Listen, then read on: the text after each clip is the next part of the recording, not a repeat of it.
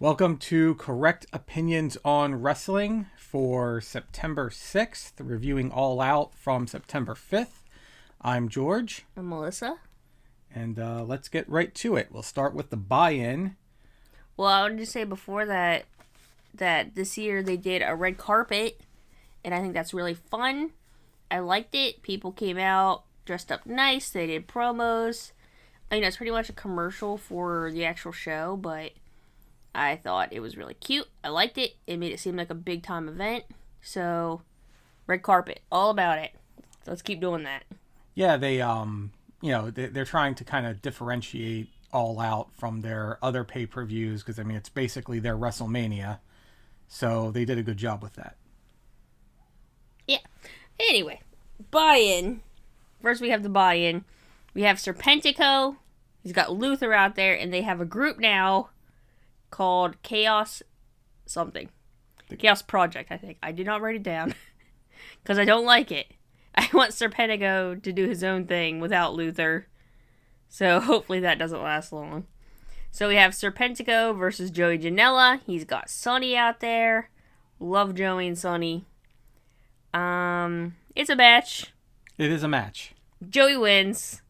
And at the end he sends a message to Jericho and Hager that he hopes they're watching. So, we'll see what develops from that.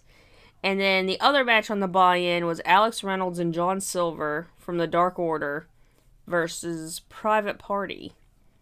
And I think Reynolds and Silver looked so good. They looked tough. Their double team was great. But they get hit by the gin and juice and Cassidy pins John Silver. Now let me ask you this then. The buy-in is there to try to get people excited to purchase the pay-per-view. Yes. If you hadn't already been sold on buying the pay-per-view, would these matches have done it for you? Damn. You're gonna go hard like that? A little bit. Because these, honestly, to me, these felt like glorified dark matches. They were, but I don't know. I thought the Dark Order looked really good. I thought they did a good job. It is what it is. It is what it is. It's on YouTube. Doesn't matter. Anyway, then we'll get to the actual show. So, All Out. Got the crowd. Crowd's looking good. They're all distanced. They're all wearing their masks. Looks great. Good job. Saw a lot of women in the crowd. Yeah, that. You don't really see that, do you? I don't know. I don't really know what the numbers are, but seemed like there are a lot of women in the crowd, which I like. And first up, we have Swole and Britt Baker in their tooth and nail match, which I thought was supposed to be on the buy-in. They changed it the day of or the day before or something. Did they really, or did I hear it wrong? No, they did. They did change it. I don't know why. I imagine people were like, why is this not on the main card? Well, they've been building this feud for I don't know how long. A couple months? So, for it to conclude on a buy-in just seems sad. A little bit sad. So, good job on them. Good moving of the match. And, so Swole shows up where Britt Baker works. At the dentist office. Wait. Britt Baker's a dentist? Oh my god, you didn't know? No, nobody. She's a fucking genius dentist. Nobody ever told me that. She's a fucking dentist. So Swole shows up at the goddamn dentist office. It's wacky. There's a room. Well, she goes in and Reba's pretending to be the front desk woman. Right. And so she beats on her. There's a room with blood. There's a cabinet with chattering teeth. It kind of feels like a horror movie. She's trying to find her. And then she hits Swole with her diploma off the wall. It is wacky. At first I was like, why are they starting the show like this? But then I ended up thinking it was pretty good. For a good part of it, it was a handicap match because Reba was in there. Now, I just want to say, Reba, I usually don't mind Reba. Reba was kind of annoying through this match. Yeah. Reba, Rebel, whoever it was, yeah. Just screaming at the most obvious stuff at the top of her lungs. Yeah. But then she gets thrown in the trash, literally, in a literal dumpster after a nice. Yeah, they're out back, and they're fighting on the Rolls Royce The golf cart. And yeah, she gets put in the dumpster. Then they make their way back into the dentist office. Britt Baker at one point has a fucking drill. Not a dentist drill either, like a fucking drill. And that creeped me out because it was near Swole's face. And I just think her goddamn eye. Don't like it. Once they made it back inside, from that point forward, the match really worked for me. Yeah, I think so too. Those hits that Swole and Britt exchanged in the hallway were really nice. I know they were worked, but they did a good job of making them look stiff. Yeah, it looked like a fight. It looked good. And then we get into, like you said, with the drill in the chair, and everything from that part forward was just fantastic. Like, yeah, I think it was fun. It was fun. It was masterful. We go from the drill in the chair, the drill actually going into the chair. Yeah, it misses Swole's face, thankfully. Goes into the chair. Then Britt pulls out a syringe, which is supposed to have some kind of numbing agent in it. It ends up in her own leg. Swole gets her to put it in her own leg, which I was like, this is great. Is this a death match? I'm loving it. I was grossed out when I saw that it wasn't actually like a worked syringe and it was hanging in her leg on its own. I mean, I don't like the dentist or needles to begin with. So seeing that just kind of made me go. I think it's funny. Like, if you've gone to any kind of medical training and you've given people shots, you become desensitized to that. Right. So to me, that's hilarious. I would put... It probably had saline in it. I'd put a saline needle in my leg. I'm not bothered by that, but it's a nice visual. It is. And then... Swole hands Reba another diploma, and then does a dirty dancing and punches through it. And that was great. Right through. Hits Reba in the face. And then we get the conclusion, which is hilarious and great. Swole wins by nitrous. Never thought I'd say that in a wrestling match. She puts a mask on Britt. She's unconscious. Passes out for the win. Passes out. Swole wins. That's hilarious. That's great. Honestly, that was that whole sequence at the end. That was the best possible finish. I'm thinking it was flawless. Yeah. I liked that it was a good length. And at first I was like, this is too damn wacky. But you know what? It was fun. It was fun. It was fun. I liked it. One question I had, and I'm sure this is something you could easily Google, but I'm going to ask it. Was this actually done at her dentist office? Or was this like a set? Oh. I don't know. If it was her dentist office, I imagine she's the only one who works there, because I couldn't imagine... Well, her dentist office is in Pittsburgh. Did they go to Pittsburgh to film this? That's a good point. Moving Probably on. not. I don't know. Doesn't matter. It was a good match. My question is this done? Is Swole Britt Baker done? I would like to see it continue in some form. Here's why I would not like to see it continue. Because apparently women only get one storyline. And if this is the one storyline women get, I feel like it's time for us to move on. But if possibly women could have 2 storylines a week. Let's pretend for a second women could have 2. Maybe we could keep it going. Well, maybe women could have another storyline as long as one of the storylines involves Little Bran. No! Oh my god. That would no. That would be a good way I'm to not get going another... there with it. Alright, that was great. So next, we have Jurassic Express versus the Young Bucks. We got Marco Stunt out there. Young Bucks come out. On Wednesday, they were so mad, they couldn't even pose. They couldn't pose. They couldn't do the double bye. But today they did. They're feeling a little bit better, I think. There was a lot of great spots in this. There was Jungle Boy. He did a Hurricane Rana on Nick onto the stairs, which, by the way, have carpet on them. Are we going to mention that? Yeah, you know, I don't think you were happy about me pointing that out, because... I could not see it after you said it. They use, for whatever stupid reason, all that money. They own the arena, so they can do whatever changes they want. But for whatever reason, builder's grade carpeting, like you would see in a cheap-ass house, on those steps leading to the ring. Why? I don't know. There should be, like, matting. Yes, something. Like a gym mat or something. If you're gonna use carpet, can't you use like black carpet? Why are you using that? Oh man, yeah. I wish you hadn't pointed it out. There are a lot of good spots. There's funny spots too. Like at one point, Jungle Boy's trying to go for a tag in, but nobody's in his corner, so Nick stands there, mocking him, saying "tag me in his corner. Marco pulls his leg, knocks him down. So I got from this that the Young Bucks are mean boys now. They are mean boys. They're mean boys. They're just a couple of mean Christian boys. There's a lot of high flying in this. There's power bombs on aprons. There's destroyers. At one point, I can't even remember who it was. Somebody jumped into the good guy side of the crowd. The whole entire crowd. I mean, that was probably Luchasaurus. Yeah, it might have been him. Luchasaurus did an amazing destroyer. Where he did like a little flip. Like he has such agility for being like 1,000 pounds and that tall. Yeah. It was a really great match. Matt pins Jungle Boy after a BTE trigger.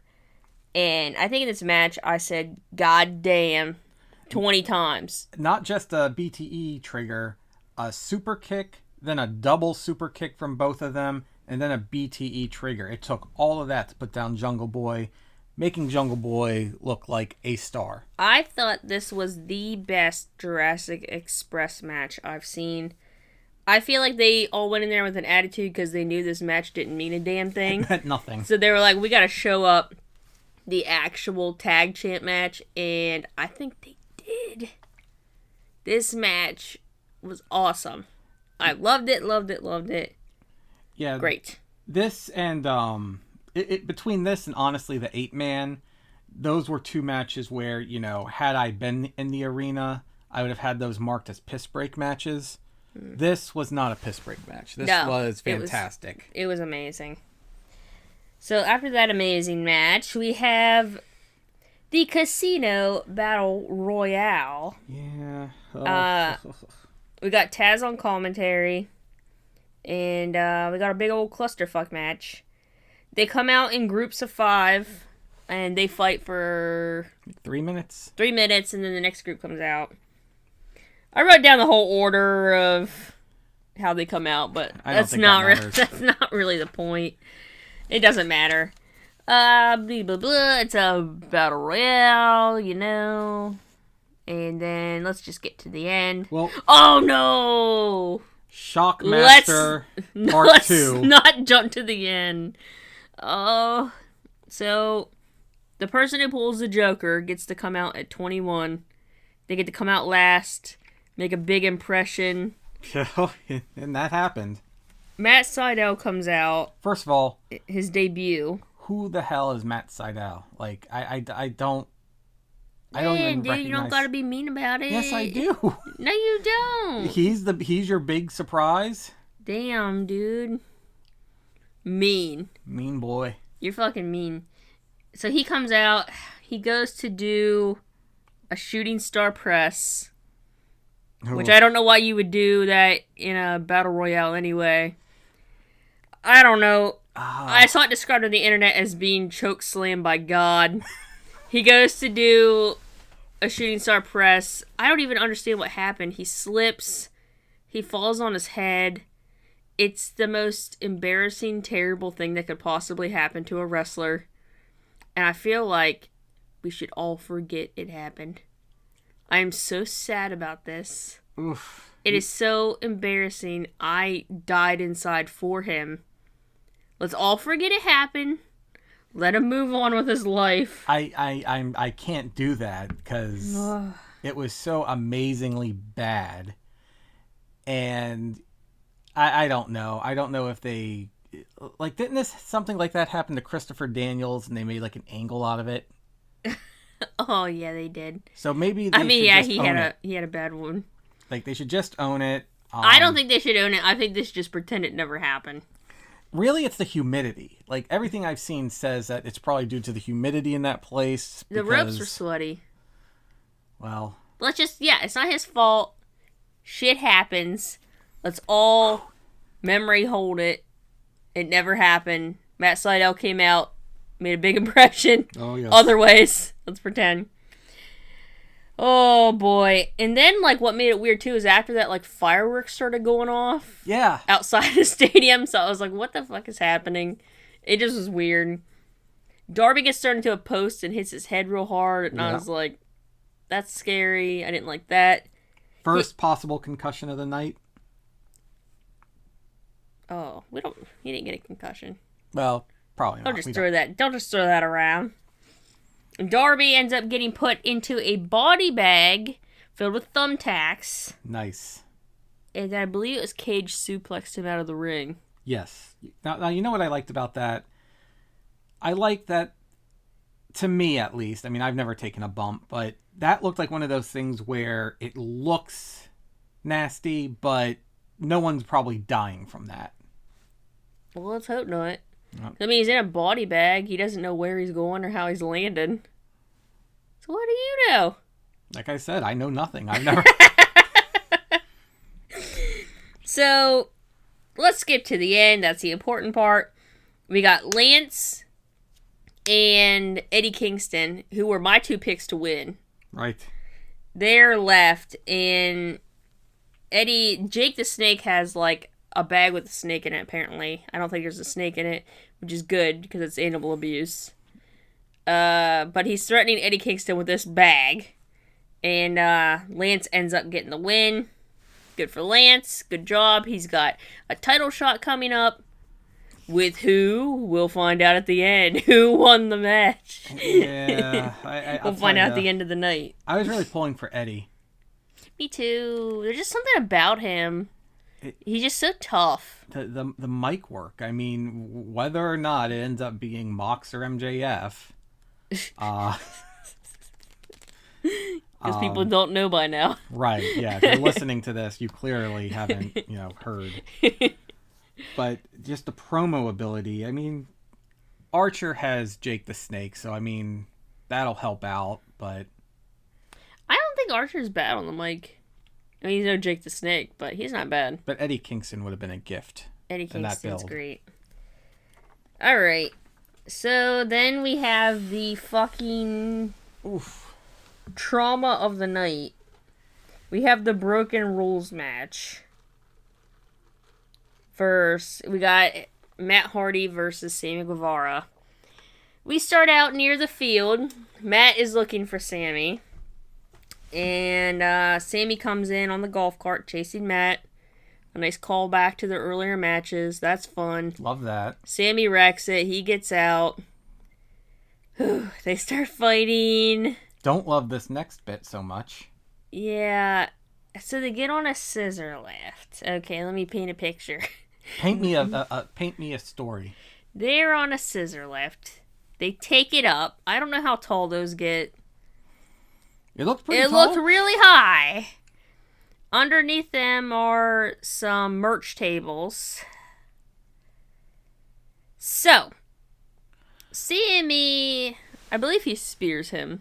Spears Matt off the scissor lift. Oh, he spears him. Completely misses the merch table. Entirely. Was there a crash pad there as well? I believe there was a crash pad underneath the table because the fucking millisecond it happened, I'm pretty sure I yelled, he missed the crash pad. Yes. That's why I think I brought that up. And, yeah, Matt hits concrete after what looks like a 10-foot fall. Oh, my God. Ref immediately throws up the X.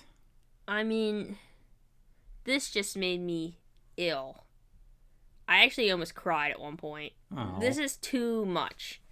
This is not cute. It's not funny. I don't like it. Unnecessary. Yeah. So, she throws up the X. You kind of wonder, okay, well, not really, because, I mean, it was obvious he hit his head on that concrete, so unless they And he was obviously unconscious. Yeah, almost... Not moving. Clawing at Sammy, pulling down his pants almost at one point. Yeah, he can't even stand up. Matt can't stand up. Yeah, you don't After being unconscious for I don't even know how long. you don't pull a man's trunks down if you're with it. Yeah, I don't know. So they stop the match. They Sammy heads down towards the ring because they're in the backstage area. They go into the side. Matt comes back out after a minute or so. I don't even know how long. Supposedly have I think it was 4. I think they said like 3 or 4 minutes. I don't know how long it was. He comes out. They're like climbing. I don't even know what you would call that. The scaffolding. The scaffolding. And well, I mean, I could barely even look at the screen because I was so scared Matt was gonna fall. He could barely stand a few minutes ago. Now he's climbing scaffolding. and I mean he's climbing, but really Sammy is helping him up. Yeah, and then Sammy gets pushed off the scaffolding and goes through a massive crash pad. Yeah, and then he doesn't get up after a 10 count, so Matt wins. I don't know what the fuck happened here. I mean, that clearly was supposed to be the finish. Probably had, that traumatic thing not happened, they probably both would have gone in, and then Matt Hardy probably would have just made the 10. But good for Matt Hardy not going down, taking another bump after everything that happened. Honestly, they should have just called the match and just had Sammy be pissed about it, and they could have done this match again at a later date. I don't know what the fuck they were thinking. I just don't understand. If I had any control there and I saw that, I'd be like, this is immediately done. This is fucking done. We'll do it again maybe some other time without these insane spots that are unnecessary. And I just don't understand quite how this happened. Like, professional wrestlers need that spatial awareness and that ring awareness. Like, they knew how far out the table was. I just don't understand how they missed this table like that. I don't know what happened. It was dangerous and unnecessary. No more of that, because it made me fucking sick. And, traumatized me. It was gross. I don't know. You don't... It's one of those things that it's surreal when you see it, because, I mean, they're always beating each other up. They're always, getting possibly injured in one way or another, and this is just like, okay, a man could have died. Yeah, it was bad.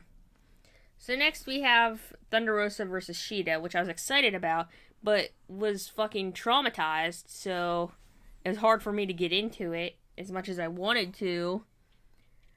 I still think this was a really great match. It was fantastic. They should sign Thunder Rosa yesterday. Please.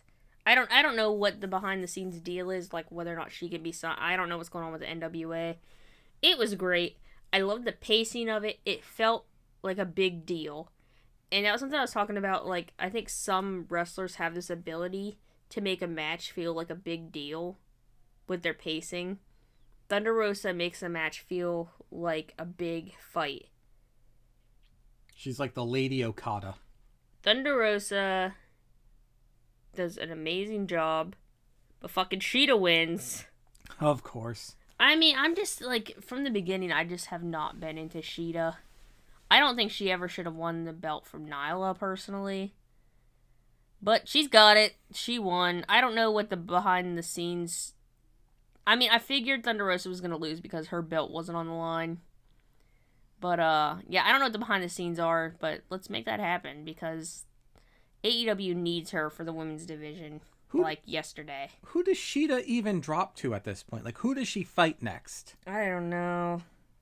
Because I would say Penelope, but the very next thing we see Kip Sabian and Penelope backstage. They're talking about how they're going to get married on Dynamite. So we got Penelope caught up in some fucking goofy Kip Sabian shit instead of being after the belt. What is even the point of Kip Sabian? Damn. I just don't enjoy when he's on my TV. It's like, okay, you're... Damn, Why? Damn, dude. Well, we'll see where this is going. with this marriage thing because they have on Dynamite, the next Dynamite, they're announcing the best man. Who is the best man? I mean, I have my theory based on it being a wedding thing and based on the fact that after that they mentioned Twitch. I have my guess. But I don't know. We'll see what the people think. See what the people think. So on Wednesday, they'll announce the best man. How about that Twitch plug? And then, yeah, Kip Sabian plugs his Twitch. And at the bottom it says it's approved by All Elite Wrestling that he has that Twitch. Fuck you, WWE. And then I feel like this. Let's just take a little rabbit hole side trip to talk about this WWE thing. Why? Real quick. I think this may be one of the dumbest things WWE has ever done. And we'll see what actually happens, but my thinking is, if you have a company where the people who make you money are considered independent contractors and not employees, against the very fucking definition of employees, why would you do something that might get this called into question in court? They've gotten away with these practices for so long that they feel untouchable is the problem. And all it's going to take is one court case going in. I mean, you've got mainstream politicians tweeting about this. You've got Andrew Yang. Get his ass, Andrew Yang. You know, I mean, saying... You have Andrew Yang saying on Twitter, you better hope your boy Trump wins re-election. Yeah. Because I'm going to investigate this. That's not good. It's just unbelievable to me that, like, you have these people who are so obviously employees. You don't want to give them the benefits of employees. And then you're going to say, you guys can't do this outside shit because I own you in your name? I own your legal name. That's mind-blowing to me. And also, it's mind-blowing to me why you'd want to stop this practice, because these people are giving you free advertising in their spare time. Right. They're interacting with fans. So basically, they just don't like that they can't script what's being said on Twitch, and they can't get their cut from Cameo. So they're pissed. Yeah, Vince really needs a cut of that. What, like Big E charges like $125. Ooh, that's a deal. Yeah, but I mean, you know, Vince really needs that. Vince really needs a cut of that, you know. So basically, just a side note to say this may be, well, it might not be. We'll see how it works out because shit gets swept under the rug all the time. But this could potentially be one of their dumbest mistakes. Ooh, baby. Anyhoozle. Like reasonably, I guess they could demand, okay, you have to use your legal name. You can't use your ring name to do this third-party stuff, whatever. I don't think they should even go that far. But to make a claim that you own their legal name while they work for you, I don't care what that contract says. I don't know how that stays enforced. They're independent contractors, so exactly. This could easily be taken to court. And then if you got courts looking at whether the hell they're employees or not, you've done made a big mistake. You're in trouble. You've been getting away with murder, so why would you fucking point out the dead body? I don't understand. That's exactly what's going on. I mean, they've gotten away with so much for so long. to make this the hill that you die on as a $1 billion publicly traded company, it's just arrogance. And I hope it comes back to bite them in the ass, but we'll see. They get away with shit all the time, so we'll see if it actually happens. So the 8-man. The 8-man. The clusterfuck match, as I like to call it. We have Mr. Brody Lee, Colt Cabana, Stu, and Uno from the Dark Order versus Dustin Rhodes, the Legend, and Cody's Ding Dongs. And I'm just going to point this out. I love Dustin Rhodes. I think he deserves a run as, you know, honestly, you could give him the world belt, but at least TNT champion. But the way he's been booked in this company, he's been booked as one of Cody's Ding Dongs. Like the chief Cody Ding Dong, but Cody's Ding Dong nonetheless. So his ding-dongs currently consist of Scorpio, Sky, Matt Cardona, and fucking QT Marshall. Talk about nepotism. I'm sorry, nothing personally against QT Marshall, but there are plenty of kinda technically sound people who don't make it on TV in a prominent position, really. Extremely prominent. It's like, okay, we're gonna book you in a prominent position with the, one of our supposed top baby faces, and oh, hey, you're gonna have some arm candy when you come out too, because why not? That doesn't happen. I mean, I don't want to attack QT every time we talk about him, but It's, I just feel like people would be like, oh, but he's like a technically sound wrestler, and I just want to be like, yeah, I'm sure there are a lot of fucking technically sound wrestlers out there. it's the Dominic Mysterio thing over again. Do we want to go down the rabbit hole? Yeah, why not? I mean, it's you've got a job because of who you know or who. Ooh. I mean, that's what it is, and I understand. I'll just say this real quick about fucking Dominic Mysterio's thing. Like, I haven't seen him wrestle. I don't know. Maybe he's good. The whole point is, his dad fucking has in his contract that his son gets a pushed, and I just want to be like, look what people said about Charlotte Flair. Look at the shit Charlotte Flair got. And she went through NXT. Dominic Mysterio didn't even go through NXT. Right. His dad's just like... And I mean, I love Rey Mysterio. But for him to be like, I'll sign with your company if my son gets a push. Like, Charlotte Flair would be eaten alive for some shit like that. She would be. That's all I'm going to say on that. Anyway, sick of the nepotism. So we got this clusterfuck match. As soon as the match starts, we got Brody Lee and Dustin in the ring, and they're fighting, and my very first thought is, why can't it just be this? Why wasn't that just the match? Just give me Brody Lee versus Dustin. So, and you know what? I wasn't excited for that. I told you this after Dynamite last week. I wasn't excited for that match. I thought that the concept of, well, not Dustin, because I thought it was going to be Matt Cardona. I thought Matt Cardona was going to get a TNT title match against Brody at, All Out. But thankfully that didn't happen. Oh, so we're skipping to the end. Let's just skip to the end here. Dustin pins Colt, gets the win. Yay for Dustin. Colt gets yelled at, looks like a sad boy. Yeah. And Dustin's going to get a match versus Mr. Brody Lee on Wednesday for the belt. And I was so excited because Dustin was backstage talking about it, and he was so excited, I actually wanted to cry a little bit. I don't know what it is, there's something about Dustin Rhodes. That just makes you want to cry. Yes, I don't know. I just love him, and I just think he's great. And yeah, he gets a shot, and he could potentially get his brother's belt. Which, I guess the TNT belt is just Cody's belt. I mean, it has been. It's been the cosplay belt, but this would be nice if it just set up Dustin Cody 2. This time Cody's the full asshole that he actually is. The jealous younger brother. I would love to see that. Yeah. I'm excited. I am so excited for this match. Brody Lee, fucking cool. Dustin, cool as hell. Can't wait for this match. It's going to be great. So, after that, or do you have more to say on that? I was just going to say, and get the rest of the ding-dongs off my TV.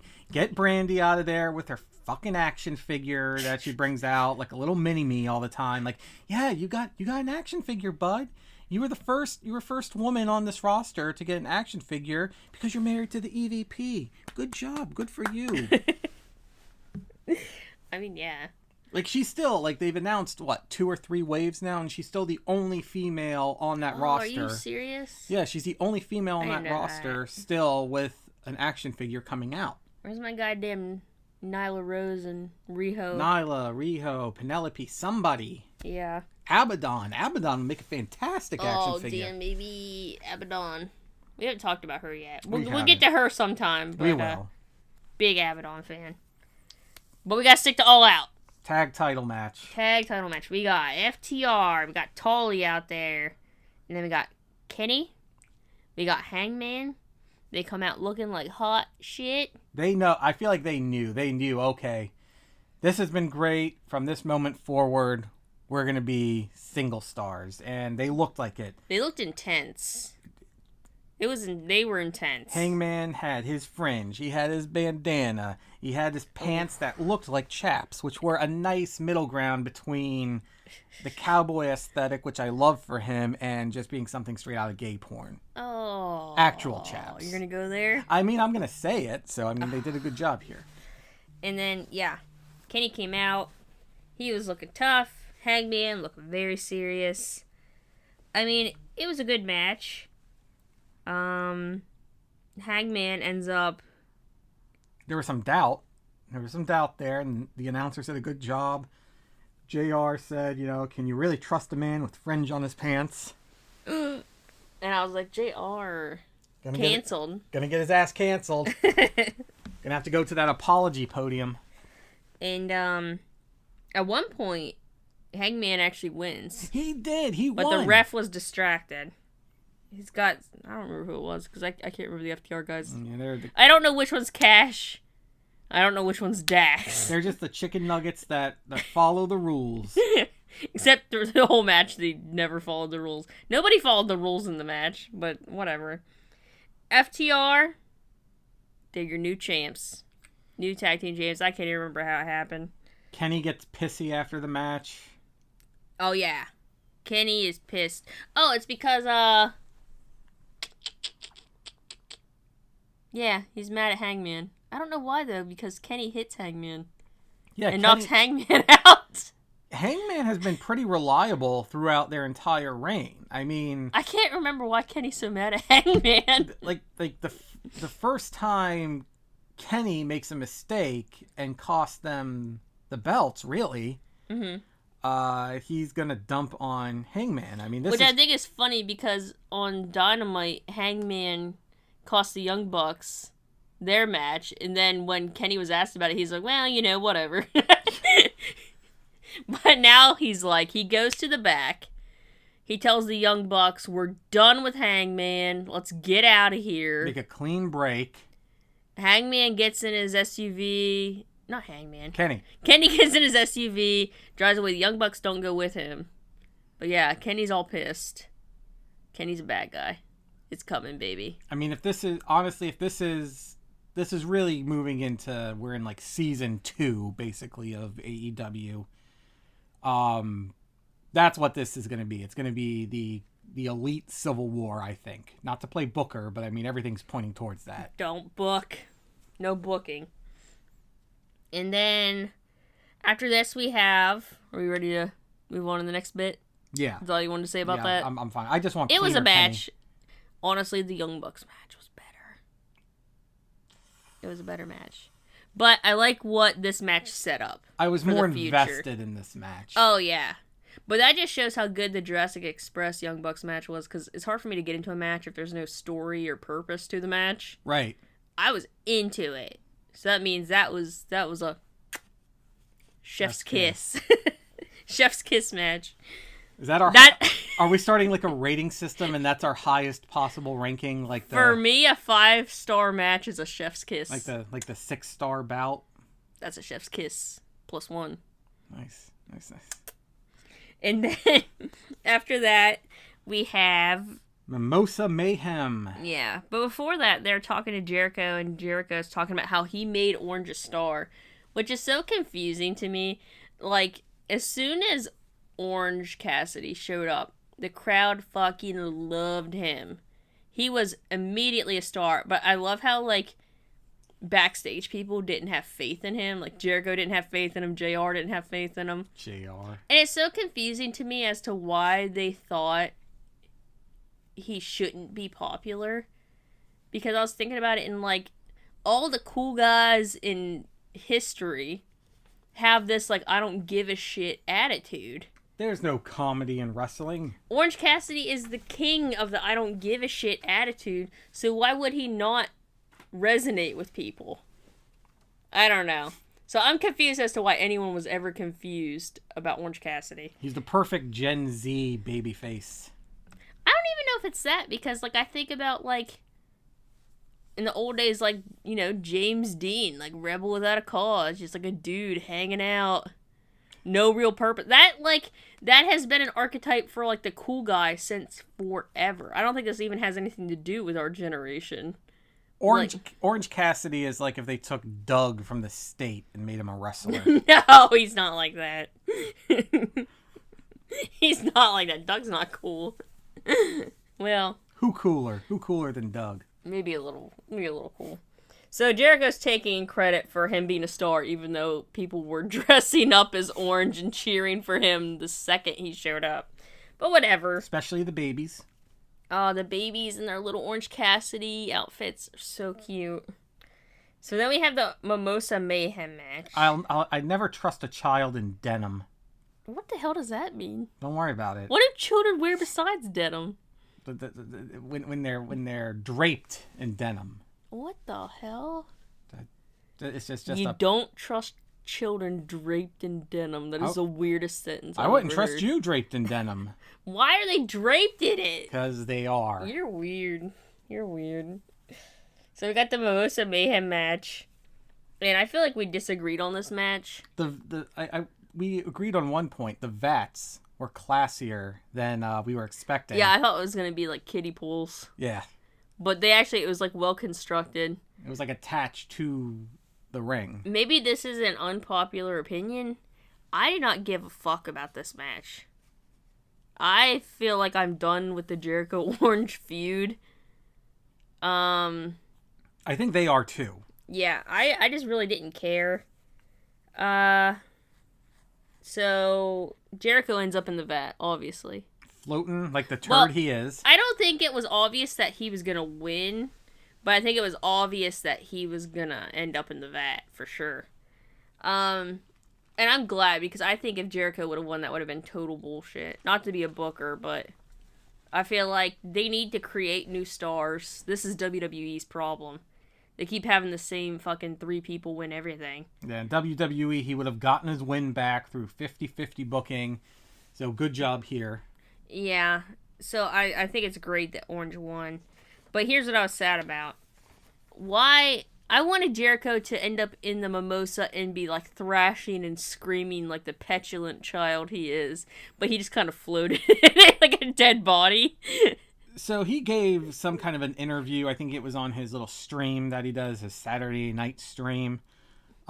He said the reason he didn't do that was because he wanted to just kind of play it as, like, being defeated and deflated and just, like, I wanted him to thrash. That would have made for better television. I don't know if he thought he'd be infringing on Proud and Powerful's gimmick there. Because they did it so well. Maybe he couldn't... What, Ortiz? Ortiz, yeah. He couldn't really follow up Ortiz slipping around in the orange juice. But for whatever reason, he just kind of laid there. The one thing I was confused about is this is a no DQ match.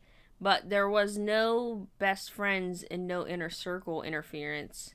Which, I mean, everybody had matches earlier in the night, but I just thought that was strange. I thought it was strange that didn't happen.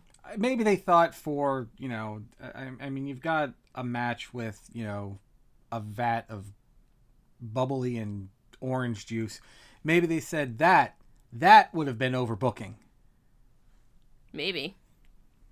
Still doesn't make sense to me. I usually don't believe in overbooking. Like, Who likes overbooking? No, I'm saying I don't think there's really such a thing. Oh, you don't think... Oh, I definitely do. I don't like too much fucking around in a match. Well, we didn't get it in this one, so yes, thank God it's over. So then we get to the main event of the night. Whew. MJF with Wardlow in his corner versus Moxley. Damn fun match. What a match. Damn fun match. I can't remember the last time that I was this invested in a wrestling match. And I legitimately didn't know who was going to come out on top here. Yeah, oh my god, yeah. I was really scared. How about that wild fan making a beeline for Moxley during his entrance?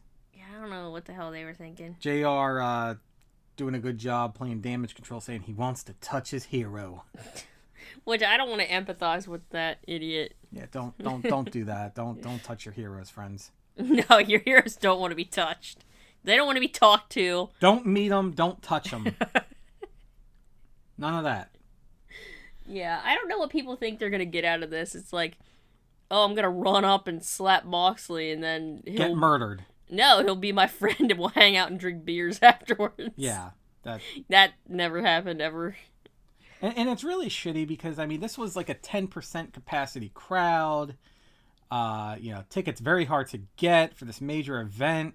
Imagine going through all that, getting that, someone, taking the spot of someone who probably would really like to be there, and you do this bullshit. Yeah. I don't know, so. That happened. A pox on him and his house. So, this whole fight was built on this idea that, like, MJF is the solid wrestler, and Moxley's just, like, a trash brawler. He is from Ohio. Yeah. Yep. I'm from Ohio.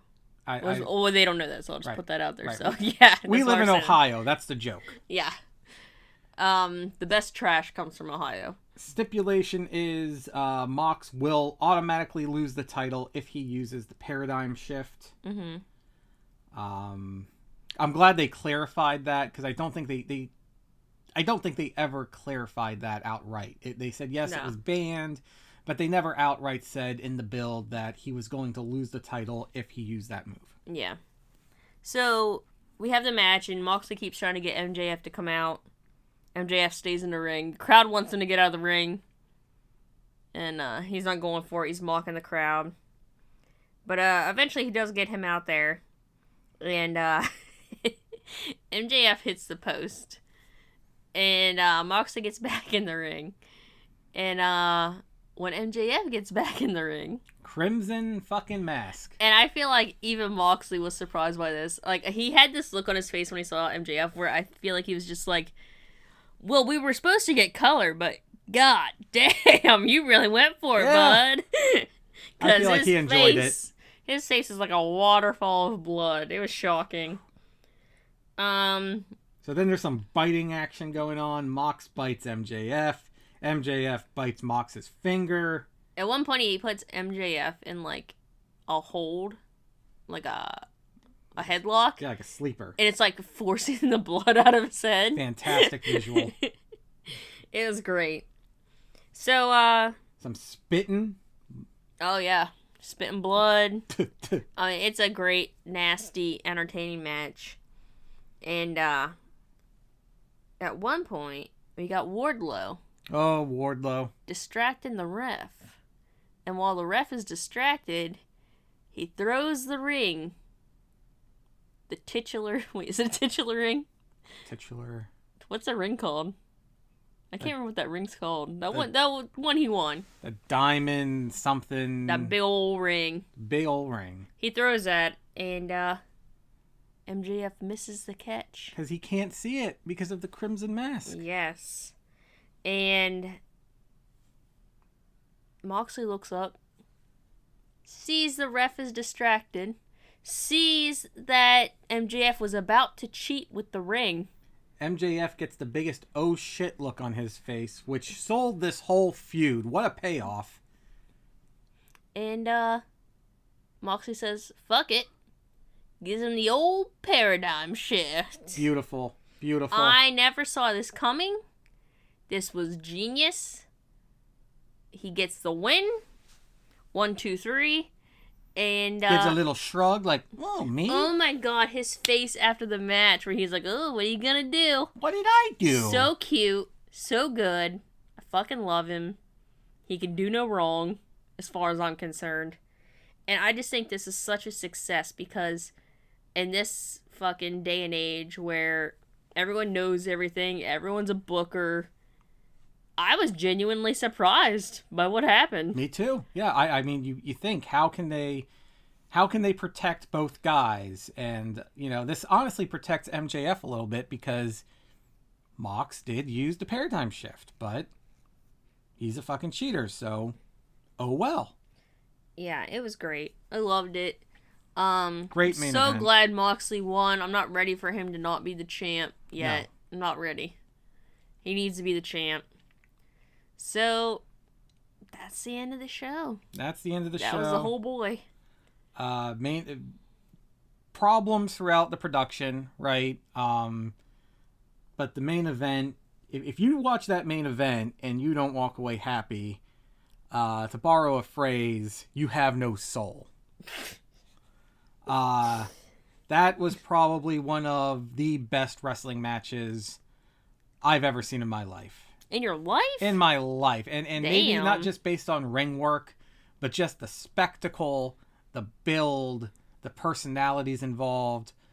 I'm gonna call it. I think Mox MJF could be the Rock Austin of our time if they choose to keep going with it over the years. It was such a good show. I would give it a chef's kiss, but I'm still kind of mad. Mad about the Matt Hardy thing? I'm still traumatized. So this show does not get a chef's kiss. It gets a chef's kiss minus. Yeah. But, really, mostly good show. Loved it. Good job, AEW. Great job, John Moxley and MJF. Yay. Clap, clap, clap. Our podcast is now going on to all the major services. It's already up on Spotify, so you can subscribe on Spotify. We'll keep you informed as it gets on the other services. Shouldn't be too long now, but we're the best podcast to go to if you want to hear people who don't know what they're talking about ramble. Exactly. That's who we cater to. So subscribe, like, rate us, get us in the algorithm, baby. The algorithm decides all. All right, let's end this. All right, see you after Dynamite next week with correct opinions on wrestling. If you disagree, you're wrong. Bye.